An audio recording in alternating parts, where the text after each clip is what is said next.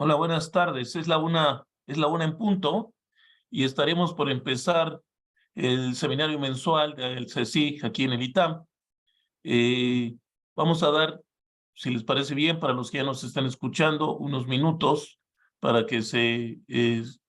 para dar cabida a nuestra audiencia y empezamos entonces. Eh, Doctor Salgado, Juan, buenas tardes, bienvenido. Igual David, ahorita arrancamos formalmente.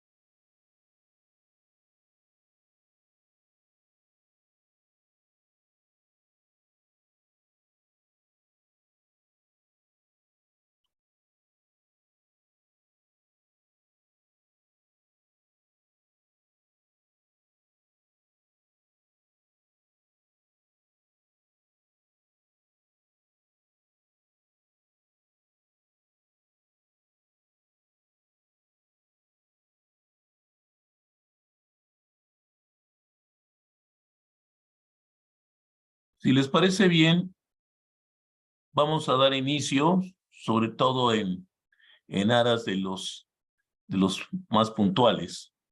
Vamos a dar inicio a este seminario, al seminario mensual del Centro de Estudios sobre Seguridad, Inteligencia y Gobernanza del ITAM, el CSIG. Bienvenidos sean todos ustedes. Bienvenidos, doctor Juan Salgado, doctor David Pérez Esparza. Hoy son nuestros invitados en esta mesa que instauramos como mesa de debate sobre el tema de los policías municipales en México y el camino a seguir, el camino hacia adelante. Y es porque efectivamente hoy, más que nunca, se ha estado discutiendo el modelo de seguridad, del modelo de seguridad en México y específicamente la importancia que juega la porción que corresponde a las policías municipales. Recientemente, el doctor Luis Rubio presentó un libro que se llama Listos en la raya, déjame recordar el título bien, pero el tema es listos en sus marcas, listos, recordando esta frase para arrancar la carrera para el 2024, pensando en cómo se tiene que pensar y la oportunidad que siempre da un inicio de administración de repensar y pensar lo que estamos haciendo en materia de seguridad máxima en los días y los tiempos que estamos viviendo. En el CSIC planteamos hace rato la necesidad de este modelo nacional de seguridad y dentro del modelo de seguridad nacional, pensándolo como un juguete de esos de Lego que lo vamos armando por piezas, como la pieza de la policía municipal es crucial. Hoy tenemos a dos expertos y además con esta experiencia tanto académica, teórica como práctica del doctor Juan Salgado y David Pérez Esparza. Bienvenidos sean ustedes dos para acompañarnos a hacer esta tercera sesión que nos ocupamos en nuestros seminarios sobre el tema para poder ir a aterrizarlo, lo que podemos aspirar como un modelo de policía municipal. Yo quiero presentar rápidamente a nuestros participantes hoy, a nuestros miembros de esta mesa. Primero al doctor Juan Salgado, que es doctor en Ciencias Políticas en la Universidad por la Universidad Nacional Autónoma de México. Es maestro en Derechos Humanos por la Universidad de Essex en Inglaterra. Pero además es profesor de Criminología en la Universidad Autónoma de Nuevo León y ha participado en sus líneas de investigación que son fundamentalmente sobre la reforma policial, la evaluación de la protección de derechos humanos en centros penitenciarios, los mecanismos de rendición de cuentas policiales, el análisis de policías, políticas de prevención del delito y la reforma del sistema de justicia penal. No voy a nombrar su larguísimo currículum y las razones de peso que tenemos para estar seguros de que tenemos la participación de uno de los personajes más sólidos en los estudios sobre la seguridad municipal. Y también nos acompaña, por otra parte, el doctor David Pérez Esparza, que ha sido asesor y consultor para diversas empresas, instituciones policiales y organizaciones multilaterales de los Estados Unidos, Francia, Reino Unido y México, pero además todavía recientemente, apenas en mayo del 2023, dejó el cargo de titular del Centro Nacional de Información que le había conferido el presidente López Obrador desde enero del 2019. Así que tiene esta visión cercana del esfuerzo de los últimos años que se ha hecho dentro del propio sistema nacional de seguridad pública, del Secretariado Ejecutivo del Sistema Nacional de Seguridad Pública en la materia y específicamente hoy lo hemos invitado para elaborar sobre la idea de un modelo nacional de seguridad pública municipal. Lo que vamos a hacer es tener una intervención primero del doctor Salgado por hasta 15 minutos, hasta 15 minutos, y después de David también por 15 minutos, y yo participaré también para cerrar esta primera sesión de 15 minutos, para que después pasemos a ver cuáles son los comentarios y las observaciones de la audiencia. Me da muchísimo gusto, tenemos hasta ahorita 34 participantes, así que por favor siéntanse con la libertad de participar, de plantear sus preguntas, que nosotros en la segunda ronda, en el mismo orden, estaremos repasando primero sus planteamientos y también reaccionando a lo comentado por cada uno de nosotros en la mesa de debate. Si no hubiera algún comentario, observación, Juan, David, así arrancaríamos. Tenemos hasta la 1:15, más o menos 1:20, para poder hacer el trabajo de esta manera. Y yo creo que puede ser un producto muy útil con esta tercera sesión en la materia. En la primera, el año pasado, tuvimos a dos gobernadores, hemos tenido también a jefes de policía municipal, ex jefes exalcaldes, participando en el esfuerzo de tener las ideas de cuáles son las visiones de esta función crucial, que es la policía ciudadana básica, que es la que encabezan los municipios. Entonces empezamos en ese orden. Juan, adelante, por favor. Hasta 15 minutos. Sí, muchas gracias. Me voy a permitir compartir la pantalla para una presentación breve que básicamente pues tiene las ideas fuerza que voy a ir desarrollando a lo largo de estos 15 minutos. Y pues bueno, quiero agradecer al CSIC del ITAM y por supuesto al ingeniero Tello por esta invitación. Me parece importante tener un espacio para reflexionar sobre policías municipales. No es un tema fácil, como lo dijo el ingeniero, ya han tenido aquí operadores, especialistas, que sin duda alguna pues les han dado cuenta de la complejidad de este tema, y no solo es una complejidad técnica, sino también tiene pues varias capas de complejidad política, lo cual pues bueno, es algo que sin duda alguna pues lo hace todavía muchísimo más difícil, pero además hay que decir que no es un problema reciente. Llevamos ya unos 4 o 5 lustros debatiendo sobre modelos de mando único, modelos de mando mixto, sobre incluso algunos modelos que se han presentado que pretendían la desaparición de las policías municipales. Entonces tenemos pues todo este debate desde hace mucho tiempo, y la verdad es que pues sí es algo que nos seguimos preguntando, ¿no? ¿Qué hacer con las policías municipales? Voy a presentar algunas ideas, y por supuesto que más adelante el doctor David Pérez pues va a tener la oportunidad de aterrizarlo mucho más en lo que ha sucedido últimamente, y digamos en lo que podemos ver a partir de las acciones de la administración actual.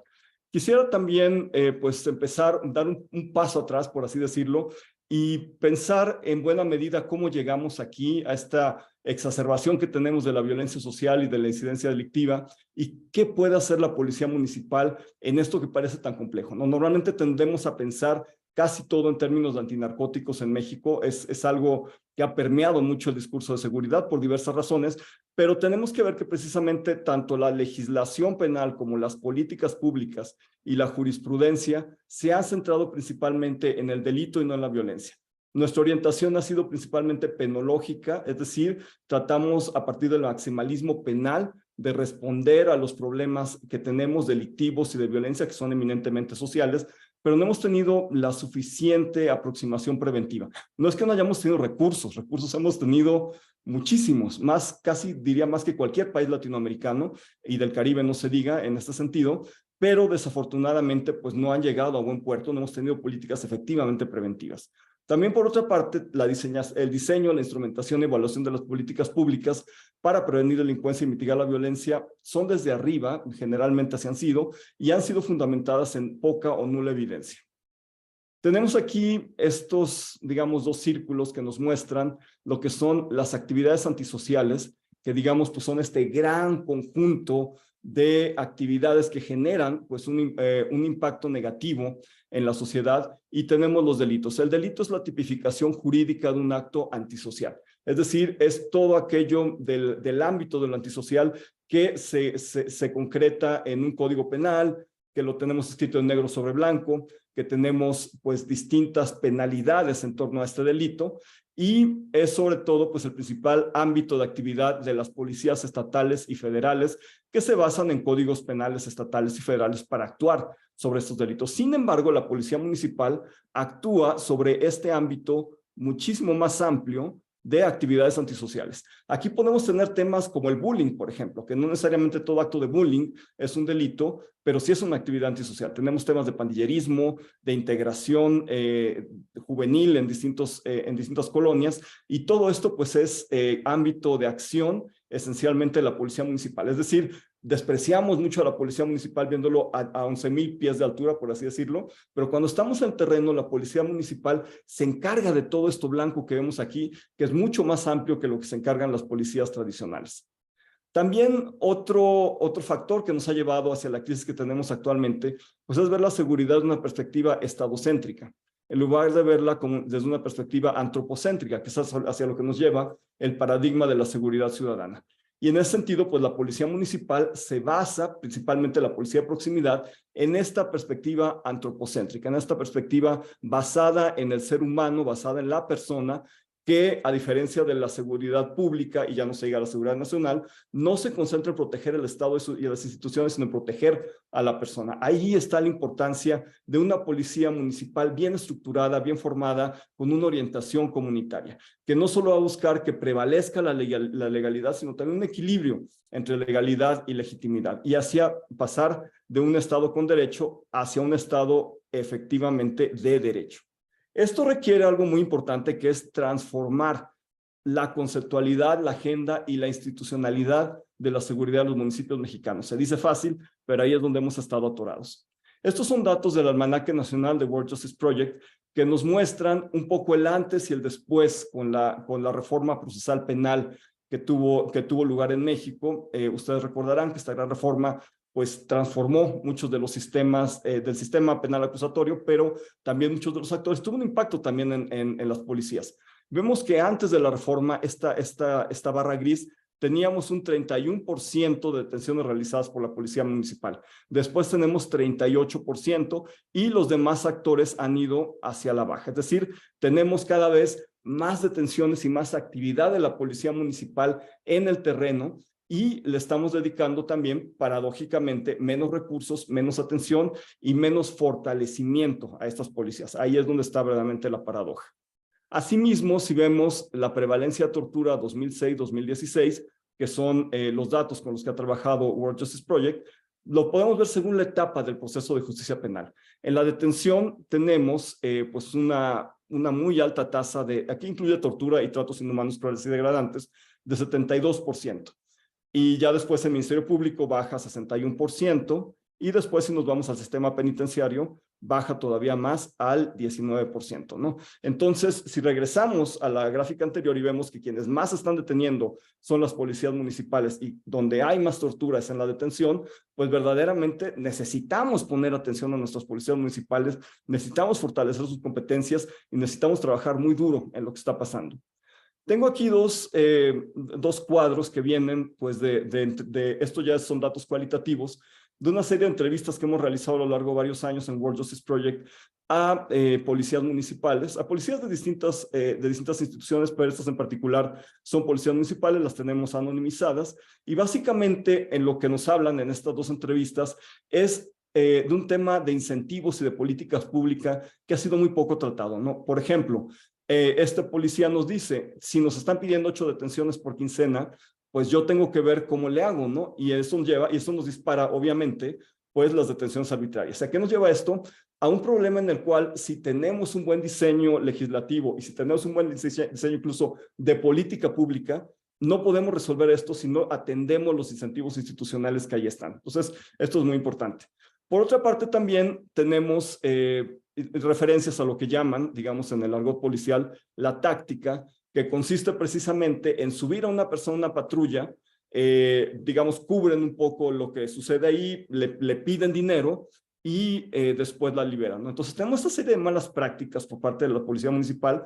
En este caso fueron la y el policía entrevistados, policías municipales, y pues nos dan cuenta de esto, ¿no? Entonces aquí esto también pues abona a la evidencia de la necesidad de trabajar con la policía municipal y de fortalecer sus competencias.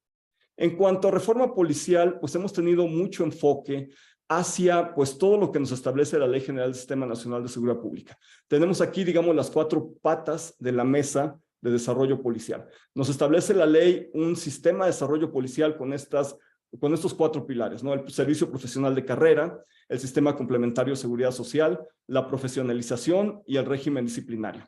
A esto pues se han dedicado pues los recursos principalmente desde que existe el Sistema Nacional de Seguridad Pública, y de manera interesante, esto es anecdótico, recuerdo cuando coordinaba el diplomado en mando policial en el CIDE, que tuvimos, en aquel tiempo había una gendarmería en México y tuvimos pues elementos de la gendarmería francesa capacitando a nuestra gendarmería en México en el diplomado, y pues hablando con ellos y revisando los documentos mexicanos, los elementos de la gendarmería francesa me decían, después de leer la ley general, decían, pues la verdad es que en México tienen una legislación que da mucho más derechos a los policías, tienen un régimen de beneficios que es superior al de Francia. Y yo dije, caray, pues entonces esto lo tenemos que debatir en clase. Entonces lo que yo armé para la clase fue algo bien interesante, que empezaron a hablar ellos, pues, de lo que veían en la legislación mexicana, decían, eso está por encima del estándar de la legislación francesa. Y le dije, ahora, ¿por qué no nos hablan de cómo es su vida? ¿Cuánto ganan? Pues empezamos con un salario base de 6,000 euros al mes. Y ahí venía la primera gran diferencia. Y después, qué tipo de reconocimiento social tienen, y ya nos hablaban pues del orgullo que significaba pertenecer a la gendarmería, del sentimiento que tenían, de la lealtad que tenían hacia su institución, etcétera, de los beneficios que recibía su familia, sus hijos, por ser parte de la gendarmería, y obviamente pues todos los temas laborales, ¿no? Tenían pues las 9 semanas de vacaciones al año, o jornadas laborales de 35 horas, una serie de prestaciones y beneficios que no tienen las policías en México. Entonces lo que concluimos de esa mesa fue bien interesante porque vimos que en México había pues una ley que era superior en términos de estándares a la legislación francesa, pero que en la realidad pues la policía en México estaba muy por debajo de cualquier tema de dignificación policial del cual nos pudiera hablar un policía francés, un gendarme francés, en cuanto al trabajo que realizaban y en cuanto a las prestaciones que recibían. Se ha tratado el tema de dignificación del trabajo policial, es un tema recurrente en los municipios, siempre subir el sueldo a policías es como el primer tema. Sin embargo, pues hay temas más amplios de reconocimiento social de prestaciones que ahí siguen pendientes. También dentro del foco de la política pública ha estado fortalecer funciones de investigación del delito en las policías locales, convertirlas en actores procesales competentes. No es algo que suceda de manera generalizada, pero el modelo nacional de Policía y Justicia Cívica lo establece como una de sus líneas de trabajo y es algo que en algunos municipios se ha fortalecido, está ahí, digamos, dentro del foco de política pública. Sin embargo, tenemos pendientes que son muy importantes y aquí es donde hay que centrar la atención. Tenemos un gran pendiente que es la gobernanza de la seguridad municipal. No hemos logrado estas garantías para evitar la cooptación de policías locales por la delincuencia organizada y sobre todo para controlar este asunto del que se debate muy poco, pero que ahí está, es el elefante en el cuarto, la letalidad policial. ¿Por qué? Porque tenemos policías que de pronto se pueden animar a permanecer en la institución porque les mejoran el sueldo. Tenemos policías que de pronto pueden recibir algunos beneficios que dicen, sí me puedo quedar, sí puedo pensar en hacer una carrera policial, pero si tenemos este desincentivo tan fuerte de la letalidad y del riesgo de muerte de policías, sobre todo municipales en México, pues ahí tenemos un gran desincentivo. Entonces, eso es algo a lo que tenemos que prestar mucha atención. Los modelos internacionales, pues hay experiencias muy diversas. No es algo sencillo, sobre todo en países como México, Colombia, Brasil. Sin embargo, Italia logró, a partir de la acción de una fiscal antimafia, Letizia Paoli, pues logró acuerdos muy importantes con la 'Ndrangheta, con la Cosa Nostra, con la Camorra, los principales grupos de mafia en Italia, para un objetivo de política pública muy simple, que no intervinieran en las elecciones municipales. A través de inteligencia financiera los acorraló, logró negociar y tuvo un cambio impresionante en la gobernanza municipal. Obviamente Italia es muy distinto a México y tenemos que pensar en una manera de hacerlo, pero es un punto de partida inevitable para lograr una reforma policial de abajo hacia arriba de los municipios. Fortalecer los mecanismos efectivos de rendición de cuentas. Tenemos cabildos que deberían funcionarnos para que nuestras regidoras, digamos, todas las personas que están en el cabildo puedan efectivamente llevar a rendición de cuentas de las policías municipales si no están funcionando. También hacer realidad este sistema subsidiario, los mecanismos operativos de coordinación, ahí están en la ley y es un sistema muy bien formulado, obviamente perfectible, pero como nos dirá el doctor David en un momento, pero debemos trabajar en lo que tenemos por lo pronto. Analizar los sistemas de incentivos intrainstitucionales y buscar cambiar estos incentivos negativos por positivos. Tenemos algunas prácticas, buenas prácticas, que para eso metodológicamente se requiere pues un cierto tiempo, yo diría 5 años en términos de policías. Ahí está Chihuahua, la ciudad, Escobedo, Ciudad Neza, Zapopan. Zapopan está en la frontera entre práctica promisoria y buena práctica, yo ahí lo pondría, pero se ha vuelto Zapopan como una especie de semillero que lleva policías a Guadalajara, Tonalá, otros municipios, y que de todas formas han detonado procesos interesantes, y hay un grupo, por decirlo así, resiliente, de policías reformados en Zapopan que resisten los cambios de administración y que buscan cambios, ¿no? Eso es bien interesante. Prácticas promisorias en Morelia, León, Guanajuato, Saltillo, San Nicolás de los Garza, San Pedro García, que no llevan el suficiente tiempo con los procesos de reforma, pero que están mostrando resultados interesantes. Y lo recurrente, que yo lo llamo así porque pues, es el caso de Orizaba, que es algo que pasa muchísimo, se invirtió en tratar de reformar la policía y de pronto en febrero de 2001, hace poco más de 2 años, nos enteramos que los desarman, que los desarticulan y ahora Orizaba se queda pues con una policía estatal coordinada con la Guardia Nacional a cargo de la seguridad municipal y con una guardia municipal desarmada, pues desempeñando funciones muy básicas, ¿no? Básicamente de tránsito. Los factores de éxito en estos casos de reforma policial, primero que son modelos basados en evidencia, que han tenido recursos focalizados y aplicados correctamente, también que hay generación sistemática de información y uso inteligente, que es muy importante esto. Por supuesto que el doctor David Pérez nos puede dar mucha más cuenta de esto. Compromiso de la máxima autoridad municipal con el proceso de reforma policial. Bueno, no quiero abusar de mi tiempo, tenía un poco más que presentar, pero pues por razones de tiempo aquí me detengo y cedo la palabra ahora al doctor David Pérez. Muchas gracias, Juan. Muchas gracias al ingeniero Jorge Tello. Primero que todo, quisiera agradecer la invitación por estar aquí el día de hoy discutiendo este tema tan importante, las policías municipales en México y el camino hacia adelante. Yo tengo una intervención que pretende ser muy breve, contarles de un proyecto en específico que fue implementado a inicios de esta administración, que se llama Modelo Nacional de Policía y Justicia Cívica, que es un proyecto al que Juan ya hizo referencia. Quisiera contarles cómo nos fue, qué se hizo, qué se logró hacer y cuáles son los múltiples pendientes que deja de lado todavía y sobre todo de ahí cómo partimos hacia una discusión.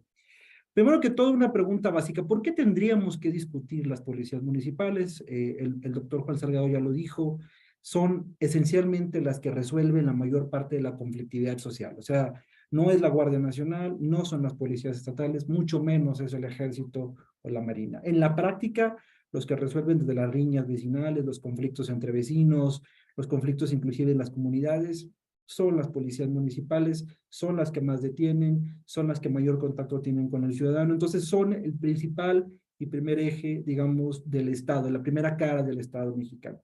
Y esto es muy relevante porque en la práctica lo que tenemos que tomar en consideración es que esta cara del Estado mexicano, cuando el Estado se aparece y se presenta y es una corporación corrupta, es una corporación poco eficiente, es una corporación con una debilidad estructural, el ciudadano lo nota y lo asimila como parte, digamos, del problema estructural del Estado. Entonces las policías se vuelven la primera cara de parte del Estado. Entonces hay que entrarle porque la legitimidad del propio Estado está en juego en la medida en la que está la capacidad de las policías para actuar, para tener legitimidad, para no caer en abuso de la fuerza, por ejemplo.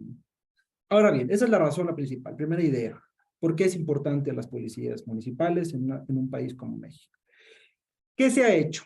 La discusión, como ya planteaba el doctor Salgado, no es nueva, es una discusión ya antigua que se ha venido y se ha traído, se ha pretendido hacer muchas cosas con las policías. Durante esta administración, al inicio, se reunió un grupo de expertos y un grupo de académicos, inclusive funcionarios en su momento entrantes, para plantear lo que venía siendo, lo que le llamamos en su momento, el Modelo Nacional de Policía y Justicia Civil, que es esencialmente, en la práctica, era retomar la importancia de las policías municipales con algunos ejes. Les voy a comentar de algunos en específico. Uno, policías bien pagadas. Ya platicaba el doctor Salgado el abandono que tienen las policías, ¿no? Hay policías que ganan 4,000, 6,000 pesos mensuales.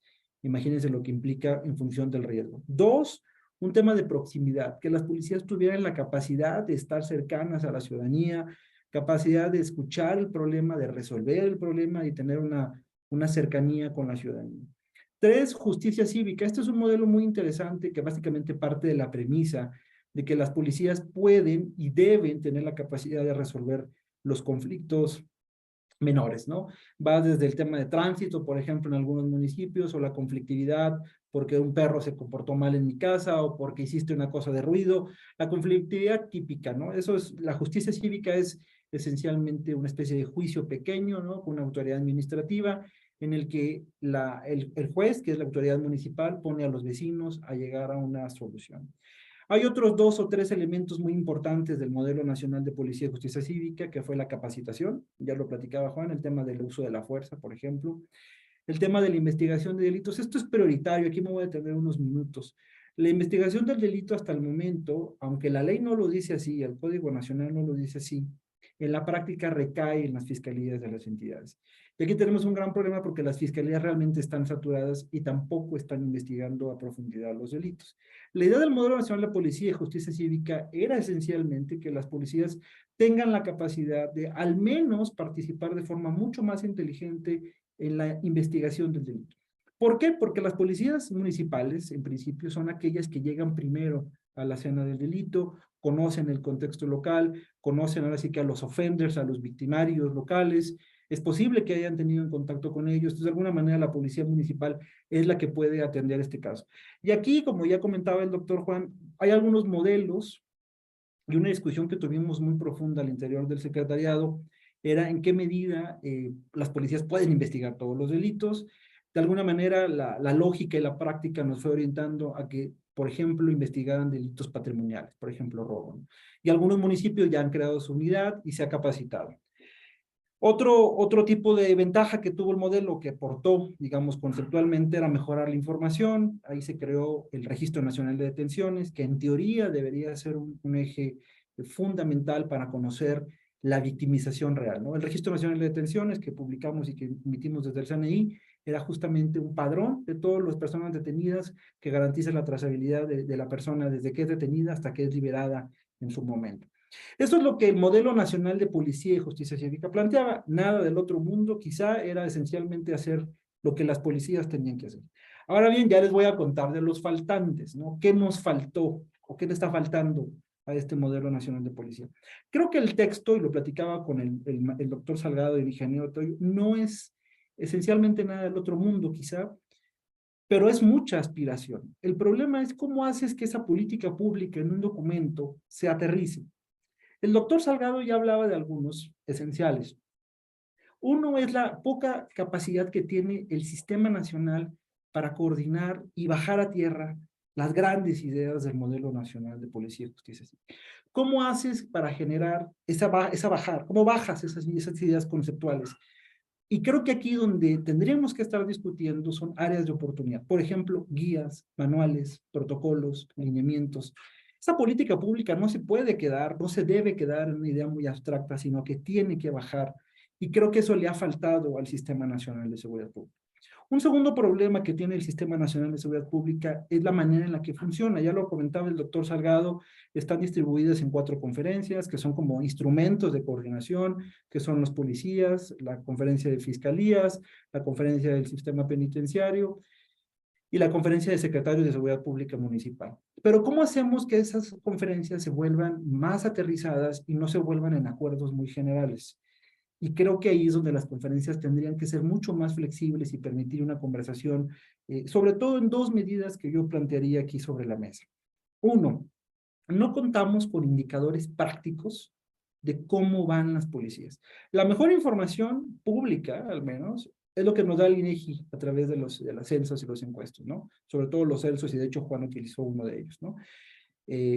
Pero no sabemos en el secretariado cómo van las policías en estos ejes del modelo nacional de policía. Entonces uno puede llegar y vender la idea, pero si uno no conoce de fondo cómo vamos, pues es muy difícil de alguna manera mejorar la operación, ¿no?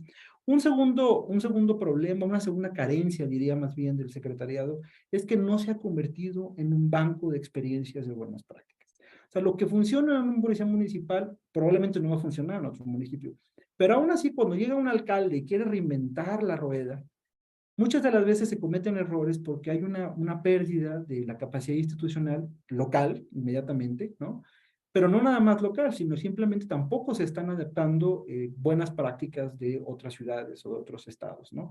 En este caso de otras ciudades. Entonces, tenemos varias áreas de oportunidad muy relevantes en lo que corresponde al sistema nacional. Y voy a terminar con 2 ideas más que me parecen fundamentales para discutir lo que le falta al modelo nacional de policía y que podría ser una aproximación hacia el futuro. Hay un gran elefante en el cuarto, que es el tema del recurso. Porque ya lo platicaba Juan, realmente se han destinado gran parte de los recursos, hay una gran inversión por parte de los recursos. Hay algunos que creen que no es suficiente o no. Yo creo que independientemente de la cantidad, hay un problema estructural en la manera en la que se gasta el dinero en seguridad, por una razón muy sencilla. No sabemos qué impacto tiene cada uno de los pesos en la seguridad. Entonces, puede haber innovaciones buenas, innovaciones a lo mejor no tan buenas, puede haber errores o omisiones, pero no tenemos certidumbre completa de que el gasto que se está destinando a seguridad pública es eficaz y es eficiente. Esa es una cuestión.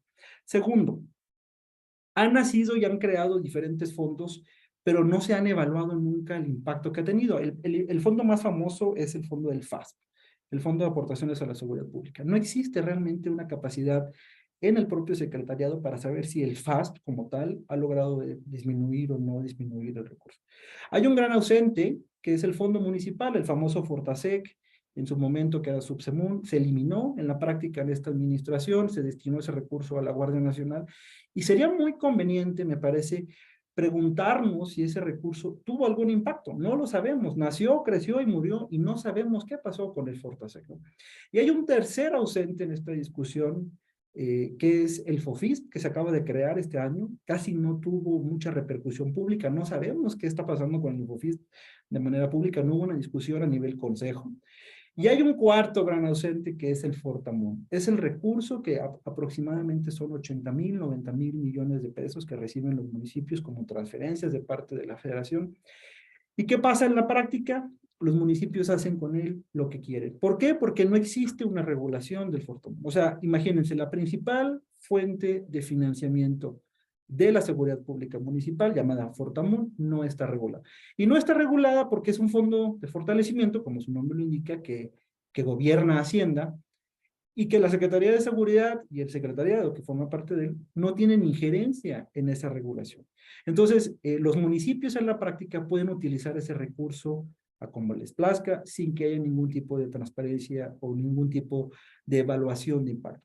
Necesitaríamos, yo creo, independientemente de que pensamos que es mucho o muy poco lo que se destina a las policías, repensar la manera en la que financiamos la seguridad pública en este país. Porque hemos caído en una trampa en suponer que todo el recurso se va a resolver a través de la Guardia Nacional.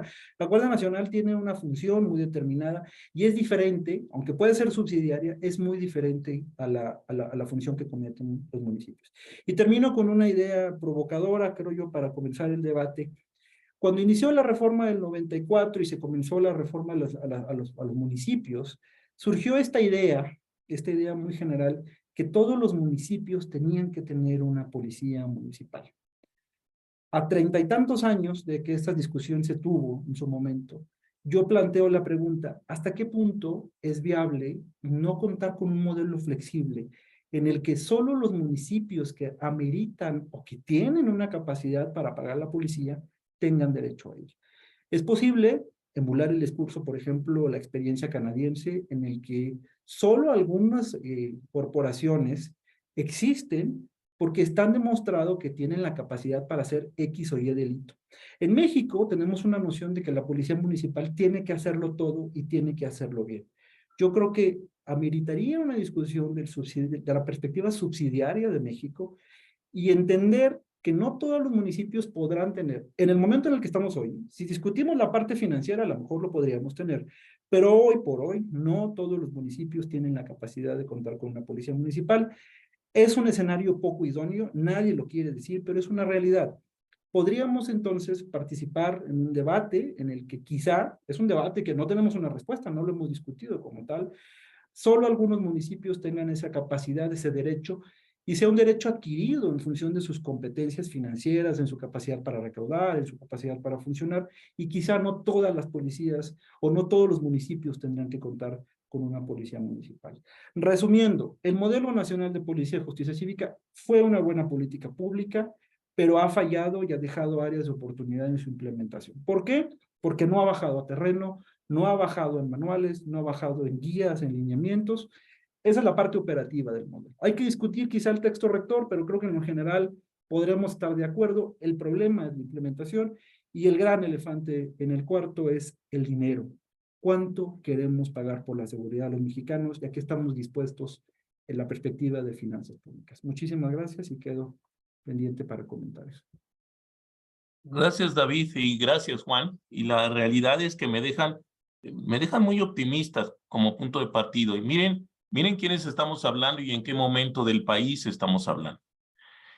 Pero me dejan optimista porque me queda claro, después de escuchar a Juan, que hemos estudiado mucho el tema, que tenemos bases conceptuales claras de lo que queremos. Tenemos también evidencias de lo que se está tratando y lo que se ha tratado de hacer. Y también habla David de los rezagos, de lo que no hemos podido hacer. Entonces nos quedamos en la balanza de lo que queremos y de lo que podemos. Y a mí me parece que son buenas noticias. Si tenemos claras esos dos elementos, puede ser que este ejercicio que hemos venido alimentando en el seminario desde hace rato, en terminar con un modelo de inteligencia, de un modelo de seguridad nacional, de un modelo nacional de seguridad y específicamente un modelo de policía municipal, pues dicen ustedes, pues si ahí está el modelo de policía, de modelo nacional de policía y justicia cívica. Y si está ahí, simplemente no lo hemos podido llevar a la práctica. Pero yo la verdad, cuando empecé, dije que en el seminario y en el centro habíamos hablado de la necesidad de revisar la posibilidad de tener un modelo nacional. Y un modelo nacional es el arreglo, el esquema en que queremos y podemos hacerlo de manera general a nivel del país. Y aquí damos por dados varios elementos. Uno, de que la policía municipal es un elemento clave dentro de arreglos de seguridad pública, que la construcción es otro elemento que subyace lo que hemos dicho, que la construcción de la seguridad va de abajo para arriba, que empieza con el ciudadano, que sigue con el municipio y con la policía municipal, y que se va construyendo a través de las policías estatales, las policías federales, sí, por supuesto, en eventos llegados, la parte de las Fuerzas Armadas. Porque a mí me parece que sí, lo crucial es saber qué le toca hacer a cada quien. Y parecería que no es el gran debate, que podemos definir muy rápidamente qué es lo que le toca hacer a cada quien. Yo platiqué con ambos doctores, con David Pérez, que acaba de tener esta responsabilidad ejecutiva, y con Juan, que ha pensado el tema durante muchos años. Y yo le decía, pues miren, existe formalmente el modelo, pero la verdad es que contemos a los 2000 y pico de presidentes municipales y sus secretarios de seguridad pública, los gobernadores incluidos, y preguntémosles si saben y qué quieren construir y qué es algunas obligaciones. Dice David, es que tienes que tener elementos básicos de decir, independientemente de tus ideas, esto es lo básico que tiene que tener una policía municipal. Esa policía municipal que ya nos describe Juan y que finalmente es la policía ciudadana. Es bien interesante y podemos debatir rápido cuál es esa función de investigación del delito, pues sí, claro, es la que primero está en la calle y no le quites esa posibilidad. Pero ¿cuál es su responsabilidad? Porque finalmente su responsabilidad central, que es asegurar esa convivencia cívica, donde si mi función es asegurar que no tires basura, que no te pases el alto, que le bajes al volumen, que si no te enseñaron en tu casa, te van a enseñar en la calle, a esos principios básicos de convivencia social, donde sí tiene los elementos centrales de ser policía, que yo en algunas de las conferencias he dicho que tenemos que empezar por el concepto mismo de policía. Y para mí, la policía es el instrumento de gobierno, el instrumento del gobierno para el ejercicio de la violencia legítima, de la fuerza, del uso de la fuerza legítima. Y el que te puede poner la mano y diga, oiga, no tiene la basura, oiga, no se pone el alto, pues sí, yo hago lo que quiero, o bájale el volumen, oiga, no puede hacer usted lo que quiera. Y le puede poner la mano encima y decirle, ven, vamos ante un juez cívico y un tema administrativo, donde no estoy hablando del criminal, estoy hablando del ciudadano que puede tener conductas, que ya describe Juan de pasada rápido, que puede llegar a conductas que se conviertan en esquemas criminales eventualmente. Pero finalmente estamos hablando de una urgencia nacional donde dices, ¿dónde está la policía? Y cuando la gente piensa en la policía es para que no me maten. Y yo quiero armar a las policías y encuentro a las policías municipales armadas de las maneras más distintas, pero muchas de ellas con armas largas. Y digo yo, esa es las armas, el armamento que necesita la policía municipal para hacer esa tarea. ¿Sabe bien cuál es la tarea? El presidente municipal de Hermosillo un día me dijo, a mí me encanta tu idea, Tello, de la policía de silbatos y macanas, pero la gente a mí me está pidiendo que le ayude en la cosa que más le preocupa. Y lo que más le preocupa es que no lo maten, que pueda salir a la calle. Y el tema es que la policía municipal es la responsable, la que puede combatir al crimen organizado en los temas en que eso le preocupa a la gente.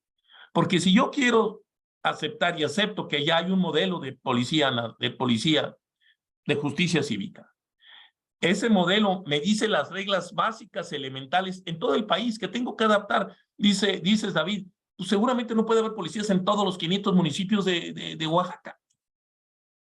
Pero puede ser que sí los puede haber en los 5 municipios de Baja California.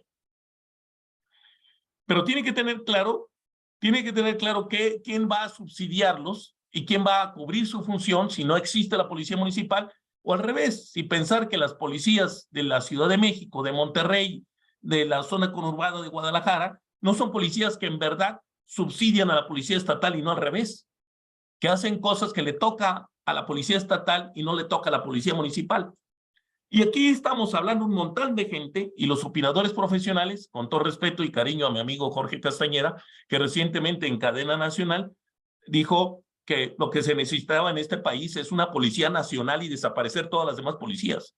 Pues mira, es muy respetable y entiendo, lo he platicado mucho con él y siempre le he dicho, pues lo puedes seguir diciendo al aire, por eso me gusta decirlo a mí en voz alta, pero no puedo estar de acuerdo contigo, pero no tienes idea de cómo funcionan y para qué sirven las policías.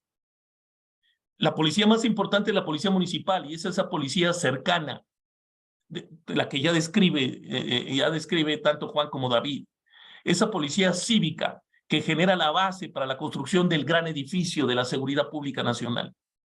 Que nos pueda definir si podemos hacer ese modelo básico o recuperar ese modelo que ya está y poder asegurarnos que todo el mundo lo entendamos y lo hagamos nuestro. Y yo decía, híjole, si podemos acabar en el CECIC con un modelo básico que digas, estas son las condiciones básicas, las 5 condiciones básicas de una policía municipal, que ya no te van a hacer dudar de cuál es el tipo de armamento que tienes que tener, o cuál es, por qué se debe dividir o no la policía de tránsito de la policía. En el municipio que yo vivo hay 2 policías municipales, la de tránsito y la otra policía, y yo no sé cómo para qué. Y elementos centrales para que yo sepa para qué sí puedo contar con la policía municipal, para qué la necesito, para qué la quiero y para qué no me puedo hacer ilusiones porque esa no es su función. Alguna vez me decía, es que estábamos en estas circunstancias, ahí estaban los policías y no se les ocurrió nada mejor que ir a esconderse en el Palacio Municipal. Yo les decía, pues claro, si no son tontos, los iban a matar. ¿Qué quieres que hicieran? Ellos no eran los encargados de este tema. Ellos no podían hacer eso, ellos no pueden hacer eso. Su función era proteger a los ciudadanos, probablemente marcar la cinta y decirles que no pasaran por ahí porque ahí estaba la balacera. Pero ellos no eran los actores de la balacera. ¿Eso la gente lo sabe? ¿El ciudadano lo sabe? Si no lo sabe ni el presidente municipal. Y con mucha frecuencia tampoco lo sabe el jefe de la policía. El tema de poder tener un modelo nacional de policía municipal es para que todos supiéramos, el ciudadano, la policía, el alcalde, el gobernador, ¿qué podemos esperar de una policía municipal? Si existe. Tú dices, oye, no existe, la tiene que hacer esa función el gobierno estatal. Bueno, ¿qué podemos esperar de la policía estatal o de la Guardia Nacional o la que sea que vaya a fungir como policía municipal y que sepa cuáles son sus funciones en tanto policía municipal? Porque si yo pongo al ejército que está capacitado para algunas ciertas cosas, a dirigir el tránsito, probablemente tenga problemas para dirigir el tránsito. O para ayudar a una señora que está embarazada y está a punto de parir en la vía pública. O decirle al vecino que tiene que bajar el volumen o tirar la basura en su lugar. ¿Cuáles son esos elementos básicos, centrales, donde no va a haber duda de que son funciones de esa policía municipal central? Y a mí, con eso termino, me llena de entusiasmo decir, hay un elemento que yo no había visto. ¿Y quieres el modelo básico? ¿Quieres el modelo básico municipal? Parecen contestarme los dos, tanto Juan, pero de manera crucial David. Dícenme, pues primero hay que definir quién paga la policía municipal. ¿Y cómo se paga la policía municipal? Porque tampoco está claro quién la paga y cómo se paga. Entonces, quieres una policía y todos decimos, no, queremos una policía profesional y honesta y capacitada. ¿Y quién la paga? ¿Con qué se paga? Oye, pues es un pueblo en la sierra que tiene trabajos para asegurar que la gente coma en el pueblo. ¿Quién va a pagar esa policía y qué policía puede tener y aspirar ese pueblo a tener? Pues que son esos debates y dicen, no, pues alguien la tiene que subsidiar también en ese sentido. ¿Quién la va a subsidiar? Porque si no, tenemos una retórica donde estamos hablando de lo que se supone que aspiramos y queremos y nos quedamos en esa lógica platónica, que es del idealismo, y no podemos aterrizarlo, pero a nosotros nos pasa desde la Constitución de la República hasta la ley más sencilla, o el reglamento más básico que tenemos que observar todos porque nadie nos los hace cumplir.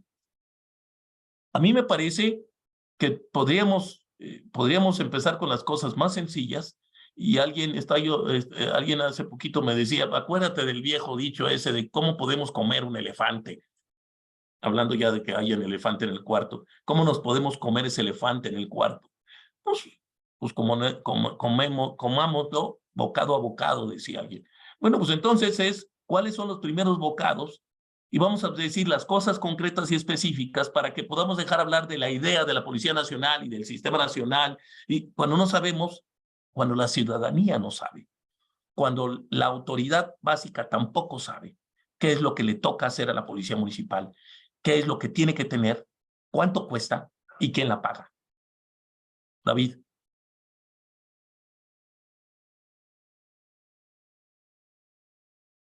Yo creo que las preguntas que hace son fundamentales en general. Primero retomo totalmente la idea, no podemos llegar a una idea una lógica de que la policía municipal no sirve para nada. Yo creo que coincidiría en lo general, la policía municipal es fundamental, es un actor fundamental en materia de seguridad y tendría que ser, digamos, estructuralmente una discusión que tengamos. Usted plantea, ingeniero, un tema importante, el tema de la subsidiariedad. Creo que es un elemento fundamental. La Constitución y la Ley General pareciera que da la capacidad para que todos los municipios, capacidad y obligación de alguna manera, para que todos los municipios cuenten con una policía, pero no llega a la discusión algunas, por ejemplo, como usos y costumbres. No llega, esa discusión no se ha tenido en el país, no se ha planteado ese esquema, es un esquema que rompe en cierta medida todos los esquemas tradicionales, ¿no? Occidentales de seguridad. Otro tema que tampoco deja de claro es hasta qué punto la seguridad pública municipal es policía o no. ¿Por qué planteo esto? En el Fortamun, por ejemplo, muchos de los alcaldes justifican que una clase de Zumba es seguridad pública municipal. O pueden justificar que una luminaria es seguridad pública municipal. Creo que necesitamos de llegar a esa discusión básica de la regulación del Fortamun. La regulación del Fortamun me parece que es una cosa, usted habla de cosas tangibles, tenemos que entrarle. Ahora, es una caja de Pandora, totalmente, porque vas a abrir y va a salir una sorpresa que quién sabe, ¿verdad? En qué gastan los municipios, en coffee break, y todo puede ser justificado, pero no hay una normativa en materia clara del Fortamun. ¿Por qué? Porque Hacienda no tiene esa vocación. Hacienda simplemente es que el recurso llegue al municipio y el municipio lo utilice. Hay un acuerdo de consejo en el que decíamos al principio que los municipios se comprometieran a sí mismos, con una soga de cuello, digamos, que el 50% del Fortamun se destinara a la seguridad. Y luego bajamos un poquito la barra y dijimos, bueno, por lo menos el 20%. Hoy por hoy no sabemos cuánto le destinan los municipios a las policías. Y ahí está la discusión entre policías y seguridad pública municipal. No sabemos cuánto es, o sea, cuánto le meten ellos, ¿no? Hay un problema también estructural. Muchos de los municipios en la práctica están subsidiados por el Estado, por la Federación. Son municipios que no son capaces, no quieren, no pueden, no les interesa, o todas las anteriores, recaudar sus propios recursos, quizá porque no tienen la manera de hacerlo. Y eso es un gran problema, porque a final de cuentas, si no le entramos a esa discusión, ¿qué ocurre con esos municipios que no son autónomos, no son capaces de garantizar los básicos? Ya no hablamos de tener internet en las calles, ya no hablamos de unas plazas hermosas, hablamos de lo básico, que es la seguridad pública municipal, no está atendido.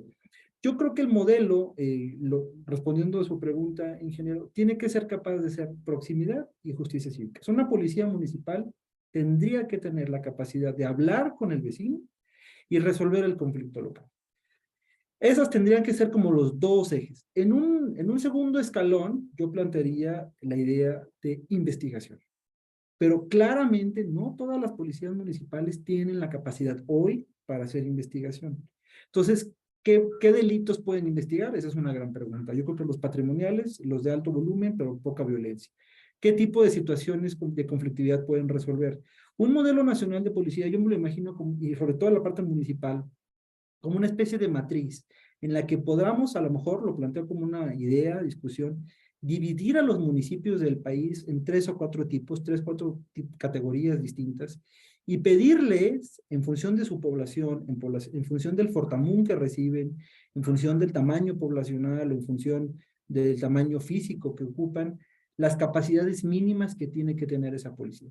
Pero creo que la premisa de fondo, la premisa estructural de fondo es falaz, asumir que todos pueden todo el tiempo sin quedar claro qué es qué cosa, ¿no?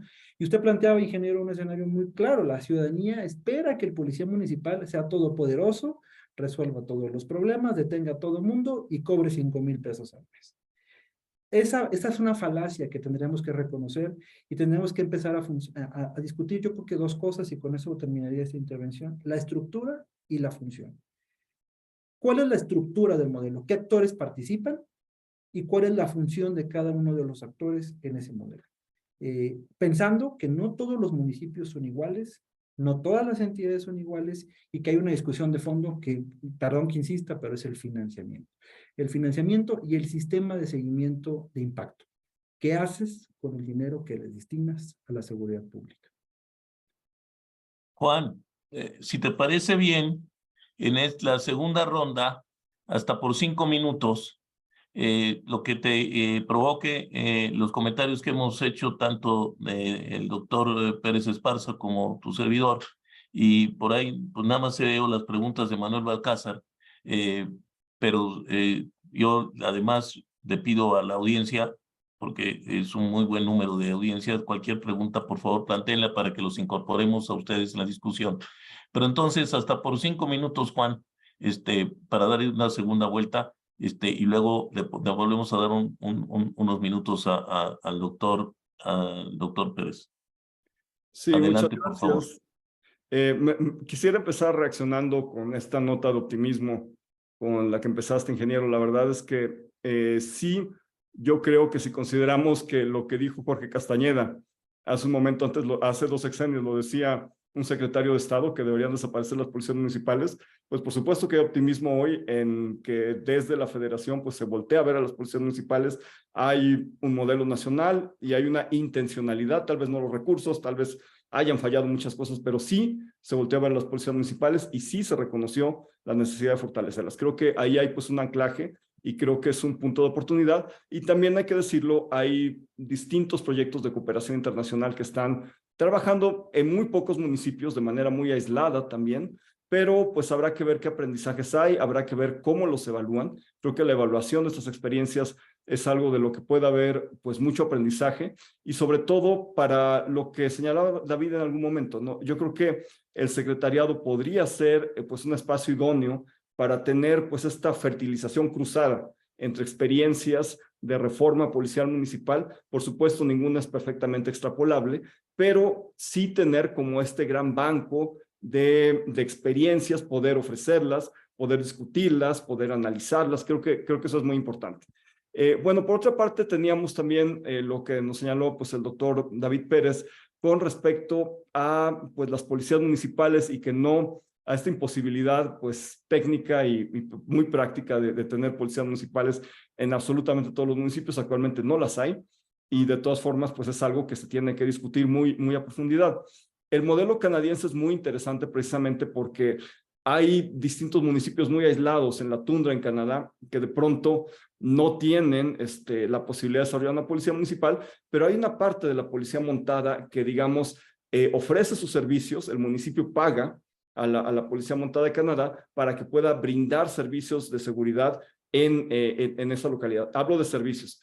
La diferencia con México es nuestro marco constitucional, el artículo 21, que si bien es mi favorito y soy fan del artículo 21, la verdad es que también nos pone un par de camisas de fuerza.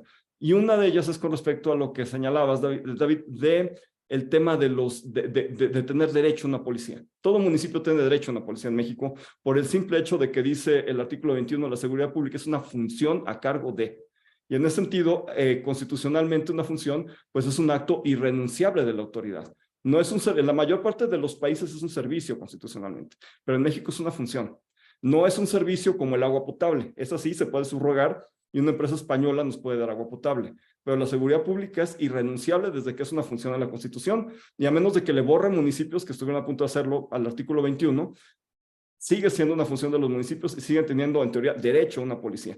Pero lo que habría que evaluar es si además de ese derecho que lo tienen, porque además partimos de una base municipio libre, además de ese derecho, si tienen las competencias y si tienen la capacidad económica e incluso la población o la densidad delictiva, hay muchos factores de por medio para justificar una policía municipal y tener esas opciones que llegó a haber en la discusión de mandos sobre una guardia municipal no armada, sobre un grupo de tránsito que se dedique pues, a hacer básicamente funciones de pacificación social, resolución no violenta de conflictos, etcétera, policía no armada tal vez. Hay muchos procesos con los cuales podríamos discutir. En México sería relevante hacerlo y creo que podemos aprender mucho de Argentina y de Brasil, que son dos federaciones en América Latina que no tenían policías municipales, se han ido creando de manera muy precaria, en Argentina sobre todo por la falta de recursos, pero pues sí podemos ir aprendiendo de cómo se financian, de cómo lo han hecho, y viene de 2010, 2012, la creación de policías municipales en esos países, creo que hay mucho que aprender de ahí.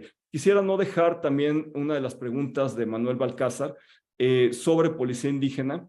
Aclaro primero que yo creo en la justicia indígena, creo en su poder restaurativo y en las capacidades que tiene para llevar justicia a comunidades, sobre todo en términos de acceso a la justicia, a comunidades que están alejadas, digamos, de la justicia tradicional. Sin embargo, yo pondría en esta pregunta que nos hace Manuel Balcázar, quisiera retomarla para que sea como más precisa, nos dice, en municipios indígenas o con esquemas de usos y costumbres, ¿cuáles serían los principales puntos a implementar?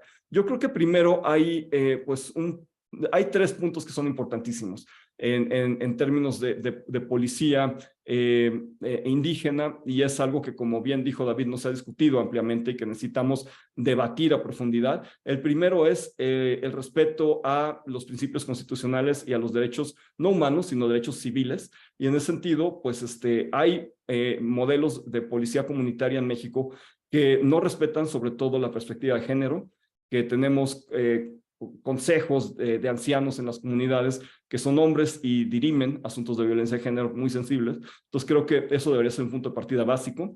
El siguiente tiene que ver con respetar la Constitución, respetar el marco de constitucionalidad. Una persona indígena también es mexicana y también tiene derecho a todas las protecciones constitucionales. Y el tercero sería pues un tema de coordinación. ¿Cómo se coordina la policía comunitaria, la policía indígena, con la policía estatal, con las policías municipales, con la Guardia Nacional? Creo que ahí están esos 3 puntos iniciales. Por otra parte, me parece muy importante lo que mencionaba antes David sobre estructura y funcionamiento. También deben tener las policías indígenas, por muy laxas que sean, una estructura y un funcionamiento, una lógica de toma de decisiones, una normatividad mínima para poder desempeñarse en el campo. ¿Cómo se desempeña la policía en el campo? A partir de lo que también señaló David en algún momento, de tener estándares, de tener procedimientos mínimos en negro sobre blanco, y que, digamos, esto pueda guiar y hacer predecible la función de la policía, y de ahí su vinculación con otros actores procesales. No olvidemos que, aunque sean policías indígenas o comunitarias, son primeros respondientes y son parte del sistema procesal penal, y que este sistema no funciona sin la evidencia. Entonces, una policía indígena o comunitaria también está en la escena del delito y también debe saber algo de cadena de custodia, de cómo resguardar esta evidencia, porque no solo enfrentan pleitos entre vecinos, también enfrentan asuntos penales en las policías indígenas, y creo que ahí hay mucho trabajo por hacer, y es un tema que debemos discutir, sobre todo pues en estos momentos en los cuales pues nos queremos ver y nos queremos convertir pues en una nación mucho más igualitaria y mucho más plural. Gracias. Gracias, Juan. David, si quieres tú, hasta por 5 minutos, por favor. Bueno, volviendo, ingeniero, a lo que planteaba usted, cosas muy tangibles, yo creo que al país le hace falta protocolos, y lo veo con las preguntas ahí, lo que mencionaban de prevención. Si no sabemos, bueno, es la primera pregunta a responder qué hace cada quien, ¿no? Lo que usted planteaba y la discusión entre estructura y función. Pero el segundo paso es decir, cómo deben ocurrir en la práctica las cosas. El protocolo es una especie de manual, una especie de receta de cocina, por así simplificarlo, ¿no? En el que los policías, todos los policías, según su estructura y según su función, tienen que tener muy claro qué deben hacer en cada uno de los incidentes. Esos protocolos en la práctica no existen en muchos de los casos, y si existen, tampoco se han difundido como parte de la capacitación policial. Entonces, creo que aquí yo plantearía otro tema importante, ¿no? La primera pregunta que yo les insistía, y usted lo comentaba, ingeniero, ¿quién paga?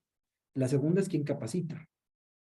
Hay algunas entidades que tienen, por ejemplo, Nuevo León, tiene la Universidad de Ciencias de la Seguridad, ¿no? ¿Asumimos que esa universidad también puede capacitar a los municipios o no? asumimos que la Guardia Nacional puede capacitar a los municipios o no. O sea, esas discusiones de subsidiariedad no solo es en la estructura y en la función que hace cada quien, sino quién paga y quién capacita.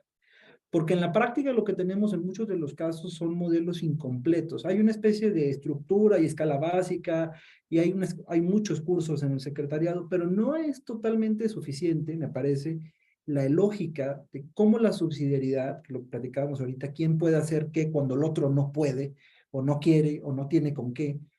Eso es una cuestión muy importante, pero hay que llevarlo a la parte protocolaria, a la parte básica, ¿no?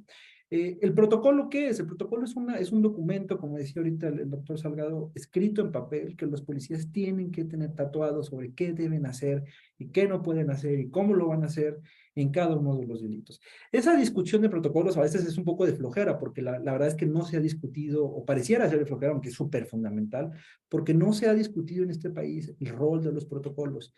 Los protocolos pueden ser llamadas a misa, pero también tienen que estar vinculados a los incentivos, a la carrera policial, a la certificación, al control de confianza. Tiene que ser un modelo integral. Entonces, yo pondría esa discusión también un tema pendiente, ¿no? No solamente es quién paga, quién ordena, quién hace qué cosas, la otra es quién capacita qué y quién evalúa que esa capacitación pues tiene lógica, tiene sentido y es realista respecto a un problema criminológico en específico.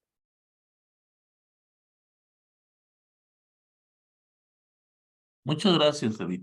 Bueno, déjenme a mí decir mi parte y que, sobre todo en este llamado que les hice yo a los expertos sobre caminar hacia un modelo, dije yo, de un modelo nacional de policía municipal.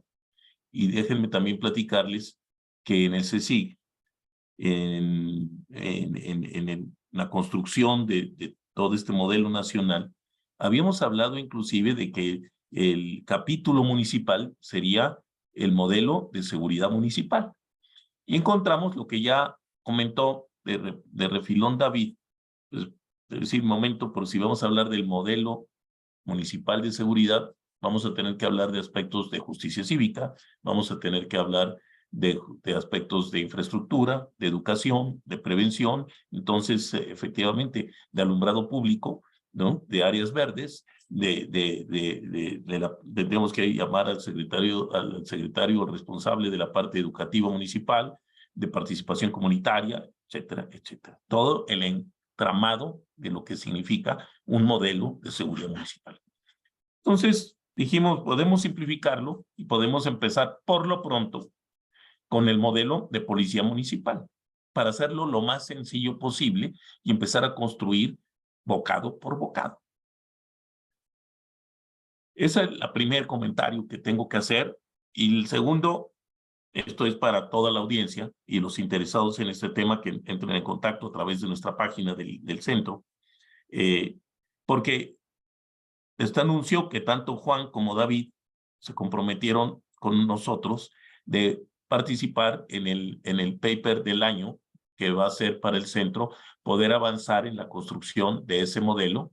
Y quiero decir, con respeto al modelo nacional de policía y justicia cívica que ya existe, bueno, cuál es el camino y cuáles son los elementos centrales que tendríamos que estar apoyando en esta aportación que pretende dar el centro al sistema nacional, a las autoridades, y poder, ojalá un día, poder tener un referente. No importa que ese referente salga del CSIC o mañana la suma y la tome lo que está haciendo la Ibero, la UNAM o la Universidad de Nuevo León, y que podamos decir, este es el sistema que vamos alimentando y le vamos alimentando piezas de Lego en esta metáfora del juguete que vamos armando en algo que es tan complicado, pero que podemos ir haciendo nuestro. A mí me parece que estamos viviendo una situación dramática del país. Nos estamos acostumbrando a lo que estamos viviendo.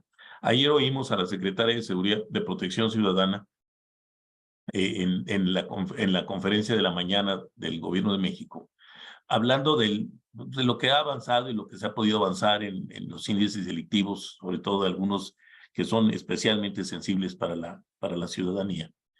Y yo pensaba, ¿cómo podemos llevar a ese diagnóstico lo que no es a lo mejor tan cuantitativo como los índices delictivos, sino lo que realmente sentimos? Y si la pregunta es si me siento más seguro yo hoy que ayer.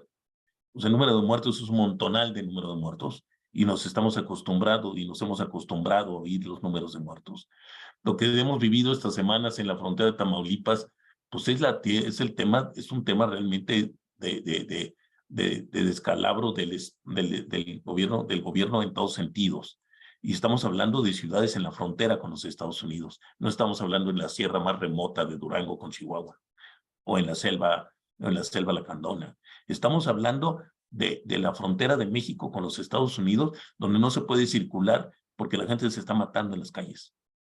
Estamos hablando donde cada vez es más común oír los asaltos en las principales carreteras. Olvídense de las ramas secundarias, en las principales carreteras federales del país. ¿Qué vamos a hacer? Entonces, todo es responsabilidad del presidente de la República y del gobierno, y entonces podemos empezar a discutirlo más también con carga política, o vamos a alimentar vamos a alimentar lo más elemental, que es qué tenemos que hacer nosotros los ciudadanos, pero tenemos que saber además qué tenemos que hacer nosotros, presidentes municipales y los alcaldes, quién lo tiene que pagar, cómo podemos alimentar esa discusión y avanzar en el sentido que ya comentó el doctor Pérez Esparza o el propio Juan Salgado. Yo creo que en este derecho de los presidentes de los gobiernos municipales y lo que le corresponde por obligación al gobierno en general, y los temas de subsidiariedad y de complementariedad, esto es, lo hago porque no puedes hacerlo, o lo hago porque me toca hacerlo, porque terminó la frontera donde termina tu función y empieza la mía, y yo no tengo duda de dónde empieza la mía y no espero que tú hagas mi trabajo o yo el tuyo. O porque no puedes hacerlo, hay manera en que yo me pagues a mí, gobierno del Estado, o yo lo hago porque no hay nadie que lo pueda hacer. Yo creo que la respuesta está más cerca de nosotros de lo que creemos, y que ese es el problema. Que volteamos a ver desde cualquier parte del país, volteamos a ver al gobierno de la República en la Ciudad de México, o volteamos a ver a las últimas instancias, al Ejército y a la Guardia Nacional, cuando a mí me hablan de esquemas de proximidad de las policías federales, hay algo que no me checa. Digo, o son federales o son próximas, pero no pueden ser las dos cosas al mismo tiempo. Ahora, otra cosa es que la capacidad federal venga a responder a temas que ya rebasen mi capacidad. Decía un general israelita discutiendo con un general británico. El británico alegaba que se había terminado la guerra de las masas y que venía la guerra de la gente con los problemas que se están viviendo en el mundo, en un libro muy famoso que se llama The Use of Force, the Utility of Force, la utilidad de la fuerza. Y el general israelita decía, pues si es un tema criminal, que venga la policía. Y el general decía, pero es que los han rebasado a las policías. Y si han rebasado a las policías, pues que venga el ejército. Sí, pero el ejército no puede matar. No nos equivoquemos. ¿Para qué están hechos los ejércitos? Y los ejércitos son armas de guerra. Y están hechos para lo que sirven los ejércitos en la guerra. Y están hechos para matar y para destruir. Y en momentos extremos son muy útiles y muy importantes. Y ese es el uso de la fuerza gradual y progresiva al nivel que se necesite. No lo pongas a dirigir el tránsito. No lo pongas a hacer lo que le toca hacer a la policía. Y si el tema es un tema criminal, mete a la policía, no al ejército. Que entraríamos en otro tema que no es el tema de este día. A mí me parece que el camino puede ser claro y que si se complica hay que hacerlo muy simple, porque el principio es el primer paso y el primer paso es sencillo. Y yo creo que es al que nos tenemos que dedicar. Como aquí los dos doctores se comprometieron conmigo a que nos van a ayudar a hacer el paper, lo que vamos a ofrecerles a la audiencia es que esperamos que antes de que termine el otoño de este año, pueda el centro publicar y probablemente podamos volverlos a convocar en un nuevo seminario mensual del centro, volverlos a convocar para ver cómo queda nuestro trabajo y entonces presentar nuestro trabajo como una aportación a todos los gobiernos municipales de este país, a los ciudadanos de este país, porque a mí me parece que si esa es la policía que tiene la frontera con la ciudadanía, mucho tendrán que aportar para la construcción posterior de ese modelo de seguridad municipal la participación ciudadana en el esfuerzo en el esfuerzo que solo podemos hacer juntos. Nos quedan, digo, realmente no nos quedaría nada de tiempo. Tenemos ahí alguna otra pregunta que ya no vi yo, pero Juan, David, si quieren hacer un comentario final antes de despedirnos. Empiezo con David. Claro, ingeniero, pues bueno, nada más para recalcar, este es un momento importante, creo que estamos a finales ya, lo que es el ocaso de esta administración, viene una administración nueva, creo que hay que salirnos de la caja, probablemente empezar a discutir estos temas de nuevo, es un momento propicio y pues yo celebro esta discusión y todo lo que se pueda derivar de ella para fortalecer las policías municipales. Muy agradecido por la invitación. Gracias, doctor. Juan. Sí, muchas gracias. Pues bueno, viendo la última pregunta es precisamente sobre las posibilidades reales de hacer algo con lo que está pasando y en esta administración. Yo concuerdo precisamente con David en que estamos terminando y hay que pensar en cómo se puede estructurar una propuesta de 2024 hacia adelante. Sin embargo, hoy en la mañana que leí la noticia de Matehuala, 52 migrantes más secuestrados, me quedé pensando en estas policías irreformables, por así llamarlas en México. ¿Cómo se puede reformar la policía de Matehuala? Tal vez es un punto de base en el que tenemos que empezar a pensar, ¿no? Porque es una posición bien realista, ¿no? Es decir, tenemos distintos escenarios desde Tizimín en Yucatán, que es súper tranquilo, hasta Matehuala en San Luis Potosí. Y lo que tenemos que ver, porque la pregunta creo que es muy interesante, habla sobre qué se puede hacer realista, de manera realista. Pues yo creo que en Matehuala, hagamos lo que hagamos de manera realista, va a tener muy poco impacto por el entorno criminógeno que hay. Entonces, tenemos que ir pensando en un país diverso y en un país en el cual no hay un traje de talla única y en el cual, pues, tenemos precisamente, como decía Manuel Balcázar, desde estas policías indígenas hasta policías altamente sofisticadas en algunos municipios con tecnología de punta. Entonces tenemos que ir viendo, y también fue algo que señaló David en algún momento, en diversos modelos, un modelo para el municipio tipo A, para el municipio tipo B, y en ese sentido promoverlos y tratar de adaptarlos a las realidades locales. Muchísimas gracias por esta oportunidad. No, gracias a ustedes y gracias a todos ustedes participantes. De veras les agradezco mucho su participación. Ustedes son los que nos motivan. Por favor, escríbanos y estamos ahí en la página del centro para poder construir y lo podemos construir